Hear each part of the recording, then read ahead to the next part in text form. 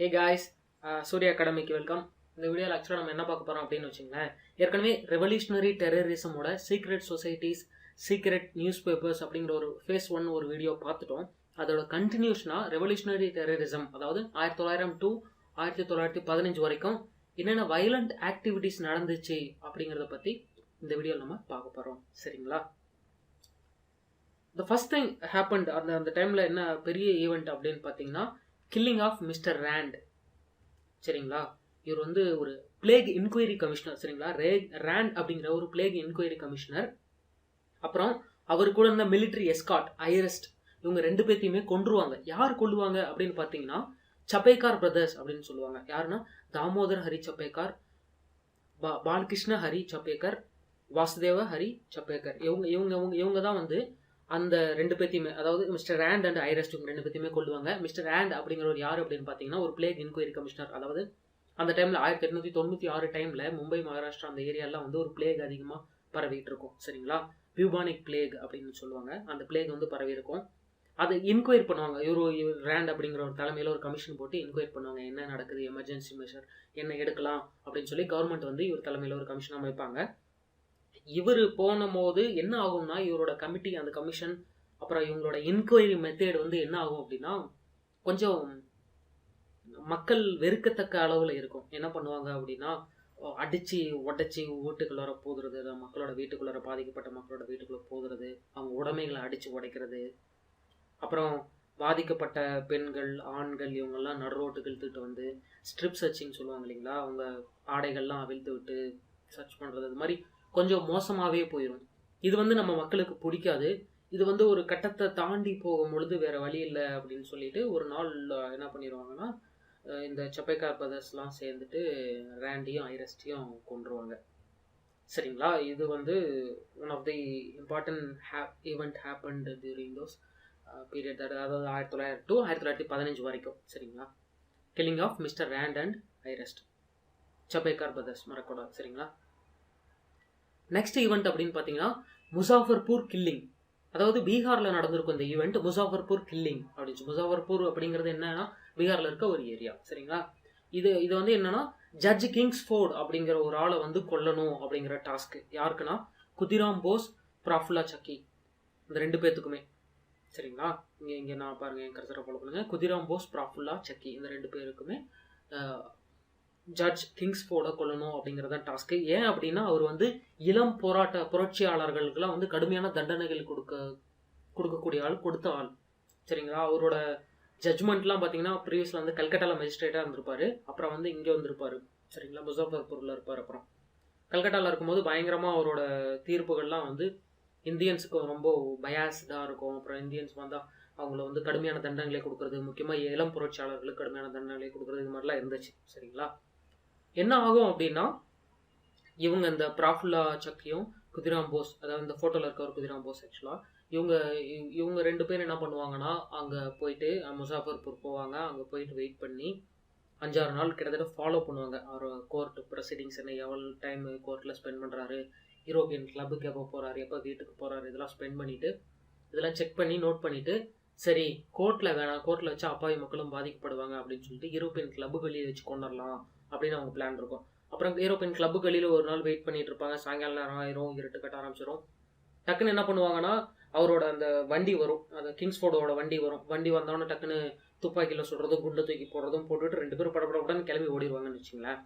அப்படி ஓடிட்டு லேட்டாக தான் அவங்களுக்கு அந்த ரியலைஸ் பண்ணுவாங்க, ஆக்சுவலாக அவங்க கொன்னது கிங்ஸ்ஃபோர்டு கிடையாது. பிகாஸ் அந்த ஈவெண்ட், அந்த மூமெண்ட்டில் வந்து பார்த்தீங்கன்னா சக்ஸஸ்ஃபுல் அட்டெம்ப்ட் தான். கரெக்டாக ஜட்ஜோட வண்டி தான் இவர் கொன்னது எல்லாம், இவங்களோட மிஷன் எல்லாம் அக்கம்ப்ளிஷ் ஆயிரும். கடைசியாக வந்து பார்த்தா ஆள் மாறி இருக்கும். கிங்ஸ்ஃபோர்டுக்கு பதிலாக பேரிஸ்டர் பிரிங்கல் கென்னடி அப்படிங்கிற ஒரு ஆளோட டாக்டரும் ஒய்ஃபும், அவங்க 2 பேரும் இறந்துருவாங்க. சரிங்களா? அப்புறம் இந்த இன்சிடென்ட்ல கடைசியாக பார்த்தீங்கன்னா, இவங்க 2 பேருமே கடைசியாக குதிராம் போஸ் ப்ராப்பர்ட்டி 2 பேருமே இறக்க வேண்டிய சூழ்நிலைக்கு வந்துடும். கவர்மெண்ட் பிடிச்சி ஹேங் பண்ணுறதும் மறுபடியும் இந்த சூழ்நிலைக்கு தள்ளப்படுவாங்க. இந்த குதிராம் போஸுங்கிற ஒரு இந்த ஃபோட்டோவில் இருக்கார் இல்லைங்களா, அவர் வந்து ஹேங் பண்ணும்போது அவரோட வயசு வெறும் 18 தான். ரொம்ப இளம் வயசுலேயே அவர் வந்து இறந்துருப்பார். அது ரொம்ப ரொம்ப கஷ்டமான ஒரு விஷயம் ஆக்சுவலாக.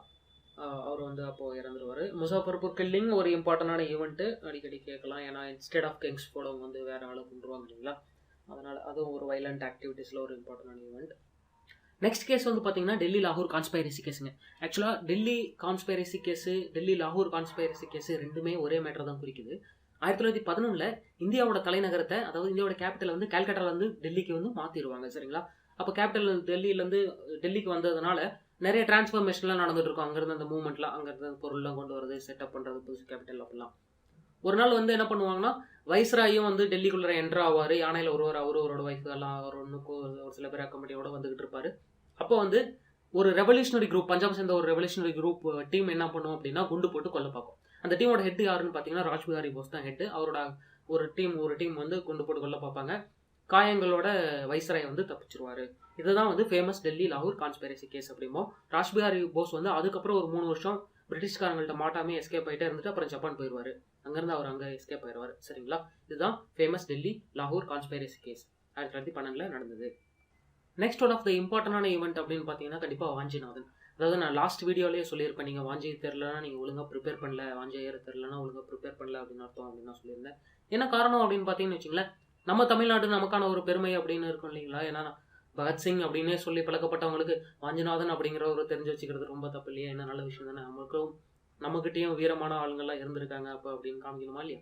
சரிங்களா, அப்போது வந்து என்ன ஆக்சுவலாக நடந்திருக்கும் அப்படின்னு பார்த்தீங்கன்னு வச்சுங்களேன், ஆஷ் அப்படின்னு ஒரு கலெக்டர் வந்து டேக்ஸ் கலெக்டராக இருந்திருப்பாரு. அவர் வந்து ஒரு 2-3 நாளைக்கு முன்னாடி தான் அயர்லாண்ட்லேருந்து வந்திருப்பார். அயர்லாண்ட்லேருந்து வந்துட்டு இந்தியாவில் தமிழ்நாட்டில் அவருக்கு ஒரு போஸ்டிங்கு. அவருக்கு கரெக்டாக அவரோட டெஸ்டினேஷன் வந்து பார்த்தீங்கன்னா கொடைக்கானல் போயிட்டு இருப்பார். அவரோட ஒய்ஃபு 4 குழந்தைங்க எல்லாம் சொல்லி ட்ரெயினில் போயிட்டு இருப்பாங்க. மணியாச்சிங்கிற ஒரு ஸ்டேஷன் வந்திருக்கும். ஸ்டேஷனில் வந்துட்டு வாஞ்சி அப்படிங்கிற ஒருத்தர் வந்து நார்மலாக அவர் கேஷுவலாக இன்னொரு சக பேசஞ்சர் மாதிரி உள்ளார ஏறுவார். திடீர்னு துப்பாக்கி எடுத்து சுட்டுட்டு எஸ்கேப் ஆயிடுவார் அந்த இடத்த விட்டு. சரிங்களா, அந்த ஈவெண்ட்டில் இதான் நடக்கும். ஆஷ் வந்து உடனே இறந்துருவார். அதுக்கப்புறம் வந்து கொஞ்ச நேரத்துக்கு அப்புறம் பார்த்தீங்கன்னா அந்த இதில் இருக்க ஒரு டாய்லெட் வந்து இறந்து கிடப்பார். யார் இறந்து கிடப்பாருன்னு பார்த்தீங்கன்னா நம்மளோட வாஞ்சி ஐயர் ராஜ்நாதன் அவருமே வந்து இறந்துருப்பார். அப்புறம் அவர்கிட்ட இருந்து ஒரு லெட்டர் இருக்கும். அந்த லெட்டர் எடுத்து படித்து பார்க்கும்போது தான் அவர் வந்து சொல்லியிருப்பார். அதில் வந்து வெள்ளைக்காரங்களுக்கு எங்களுக்கு சம்மந்தம் கிடையாது, நீங்கள் எங்களே ஆண்டுகிட்டு இருக்கீங்க, நீங்களாம் வந்து மிலேச்சாஸ், நீங்கள் உங்கள் கிங் ஜார்ஜ் ஃபையை கொள்றதுக்கு கிட்டத்தட்ட 3000 மெட்ராஸ் பக்கம் மக்கள் ரெடியாக இருக்காங்க, சீக்கிரட்டாக ரெடி ஆகிட்டாங்க அவங்களெல்லாம் கொள்றதுக்கு, நீங்களா எங்கள் நாட்டை விட்டு வெளியே போங்க அப்படிங்கிற ஒரு டோனில் அதில் ஒரு லெட்டர் இருக்கும். அப்புறம் அவர்கிட்ட இருந்த துப்பாக்கியை எடுத்து செக் பண்ணி பார்க்கும்போது கிட்டத்தட்ட ஒரு 2 குண்டு தான் இருந்திருக்குமா. ஆக்சுவலாக அவரோட பிளான் என்னன்னா ஆஷை மட்டும் கொல்லணும், அதுக்கப்புறம் அவரும் சூசைட் பண்ணிக்கணும் அப்படிங்கிற பிளான் தான் இருந்திருக்கும் அப்படின்னு ஒரு கெஸ் பண்ண முடியுது அதுலேருந்து. ஸோ ஒரு சிறந்த வீரர். சரிங்களா, நம்ம ஆளையும் பற்றி தெரிஞ்சு வச்சுக்கிறது நல்லது தானே. அடுத்து வந்து வைலண்ட் ஆக்டிவிட்டீஸ் அப்படின்னு சொல்லி அந்த பீரியடில், அந்த 1900 to 1915 வரைக்கும் நம்ம ஒரு கிட்டத்தட்ட ஒரு 4-5 ஹேப்பன்டு என்ன ஈவெண்ட் நடந்துச்சு அப்படின்னு இந்த பீரியடில் பார்த்தோம். ஸோ ரியாக்ஷன் ஆஃப் பிரிட்டிஷ் எப்படி இருந்துச்சு, இந்த இன்சிடென்ட்ஸ்லாம் பார்த்துட்டு பிரிட்டிஷோட ரியாக்ஷன் எப்படி இருந்துச்சு அப்படின்னு நினச்சிங்கன்னா கண்டிப்பாக பயங்கரமான ஒரு வயலண்ட் ரியாக்ஷன் தாங்க பிரிட்டிஷ் பொறுத்த வரைக்கும். இவங்கெல்லாம் வந்து ஆல்மோஸ்ட் இப்போ பார்த்தீங்கன்னா டெரரிசம் அப்படிங்கிற ஒரு கேட்டகரைஸ் பண்ணலாம், அப்படி தான் வரும் இவங்களோட ஆக்டிவிட்டிஸ் அப்போத்தி டைமில். அதனால் பிரிட்டிஷ் வந்து பார்த்தீங்கன்னா மேக்ஸிமம் முடிஞ்ச அளவுக்கு எல்லாத்தையுமே கொல்ல தான் பார்த்தாங்க. அந்த அளவுக்கு தான் இருந்தது. அது மட்டும் இல்லை, அந்த டைமில் World War I வேறு ஸ்டார்ட் ஆயிடுச்சுங்க. சரிங்களா, உலகப்போர் 1 ஆரம்பிச்சதுனால அந்த பேரையும், அதாவது World War I அப்படின்னு அதையும் கான்செப்டாக வச்சுக்கிட்டு இன்ஆக்டிவாக இருக்க டெரரிசம் அந்த ரெவல்யூஷனரி பீப்புளை கூட அவங்க டார்கெட் பண்ண ஆரம்பிச்சிட்டாங்க. ஸோ அன்ஃபார்ச்சுனேட்லி ரொம்ப துடிப்பான நிறைய இளைஞர்கள், நிறைய தலைவர்கள் நாட்டை விட்டு வெளியேற வேண்டிய சூழ்நிலைக்கும் தள்ளப்பட்டார்கள். சரிங்களா, இந்த வீடியோவில் அவ்வளோதாங்க. இப்போ இன்னும் நம்ம ஆக்சுவலாக இந்த ரெவல்யூஷனரி டெரரிஸ்ட் ஈவெண்ட் பார்த்தோம் இல்லைங்களா, ஆக்சுவலாக 1915 வரைக்கும் பார்த்தோம். இன்னும் பகத்சிங் பீரியடில் வரும்போது இன்னும் இன்ட்ரெஸ்டிங்காக இன்னும் நல்ல ஈவெண்ட்ஸ்லாம் அப்பயும் நடந்திருக்கும் ரெவல்யூஷனரி டெரரிசம் பீரியடில். மறுபடியும் நம்ம இன்னொரு வீடியோவில் சந்திக்கலாம். அப்புறம் டூ சப்ஸ்கிரைபுங்க, மறக்காமல் சப்ஸ்கிரைப் பண்ணிடுங்க. அவ்வளோதாங்க, பாய்.